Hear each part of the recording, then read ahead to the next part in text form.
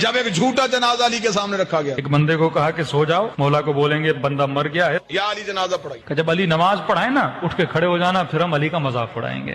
مسلمان شرارتیں نہیں چھوڑتا، تو ایک بندہ لیٹ گیا، جنازہ پڑھانے سے پہلے ہی علی نے کہا کون ہے اس کا جنازہ لے کے؟ یا علی ہمارا دوست تھا بیچارہ، اس کا انتقال ہو گیا ہے۔ امام نے کہا دیکھو کسی اور سے پڑھا لو، علی سے نہ پڑھاؤ۔ کہا نہیں یا علی آپ ہی پڑھائیں، نبی کے صحابی ہیں، آپ کا درجہ، آپ کا مقام۔ کہا دیکھو پھر کہہ رہا ہوں مجھ سے نہ پڑھاؤ، کیونکہ میں جب نیت کروں گا تو نیت یہی کروں گا نماز جنازہ پڑھا رہا ہوں۔ بہرحال انہوں نے اصرار کیا، مولا علی آ گئے، امام نے نیت کی، نماز جنازہ کی اور نماز پڑھانا شروع کر دی۔ یہ اس انتظار میں تھے ابھی اٹھے گا ابھی اٹھے گا، نماز ختم ہو گئی اٹھائی نہیں، اور ایک جناب آگے بڑھا اور اس کو اٹھانے کی کوشش کی، بھائی اٹھ جاؤ نماز ختم ہو گئی، کہیں تجھے نیند تو نہیں آ گئی؟ علی مسکرائی، علی نے مصلی چھوڑ کے کہا صرف مرا ہی نہیں ہے، قیامت والے دن ہر کوئی اٹھے گا، یہ پھر بھی نہیں اٹھے گا۔ مولا یہ کیوں نہیں اٹھے گا؟ فرمایا اس کا بدن نہیں مرا، اس کی روح ہی مر گئی۔